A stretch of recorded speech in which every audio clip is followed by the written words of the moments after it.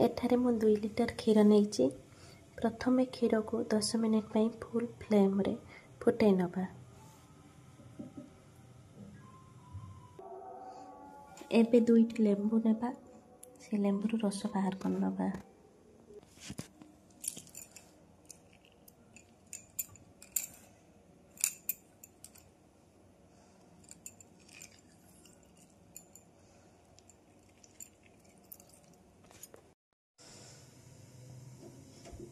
आपण मैंने देखिपे एबे क्षीर रे एमती फुटापी आसला मु कौन कली ये रखी मो लेंबू रस रखी से अल्प परिमाण में पानी मिसेली।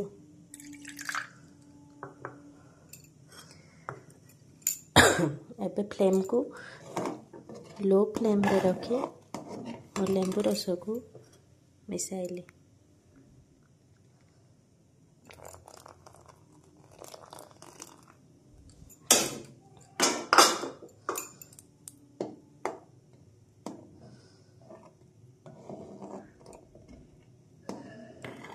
ताको एमती टिके घांटी देबे।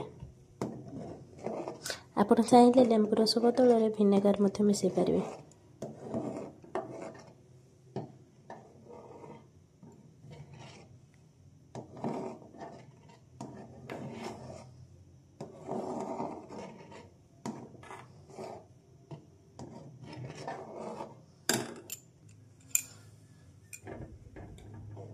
एबे आपण मैंने देखुथिबे मोर छेना बहुत भल भाव प्रस्तुत हो सारानी। एबे गैस रो फ्लेम को ऑफ कर दबा।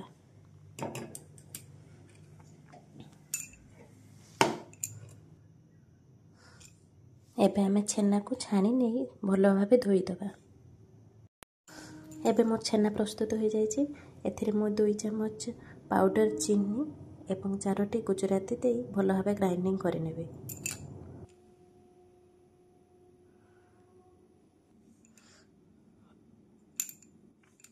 पेस्ट आमर बिल्कुल एमती हेबा दरकार।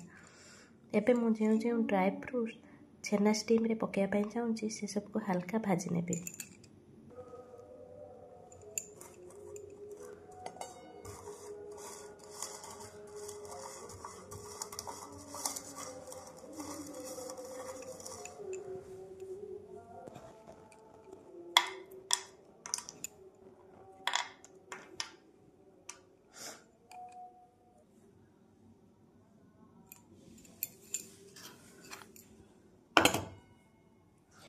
एबे एथिरे हम कटा जाइथिबा ड्राई फ्रूट्स ऐड करनबा।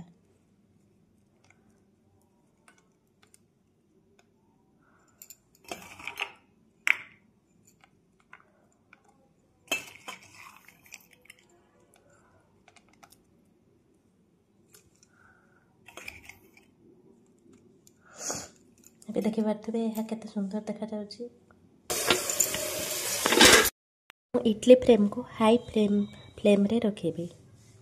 पानी फुटी गला परे मु सेथिरे कोन करबी रखिथिबा मोर स्टीम पाई प्रिपेयर करिथिबा छेना को आनी रखिबी। एबे शब्द रु जानि पारुथिबे मो पानी बहुत भलो भाबे फुटी सालारे मु रखिथिबा इडली फ्लेम रे पानी भलो भाबे फुटी जालानी। एबे मु कोन करबा ना आम बेटर आनी सेथिरे भलो भाबे रखिथिबा।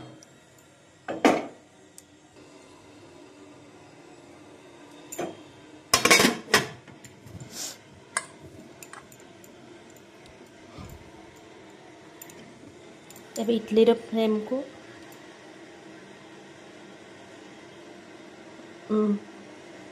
मीडियम फ्लेम रे रखिबा।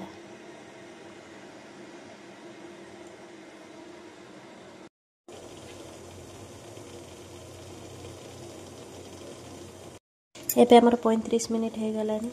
एबे मु चेक करबी जे स्टीम हमर सिझिछि कि नै। आपण माने देखि पाथबे जम्मा स्पून रे लागु नै। स्टीम हमर संपूर्ण रूप हो गलानी। एबे या को ठंडा करिया पई छाड़ दबा।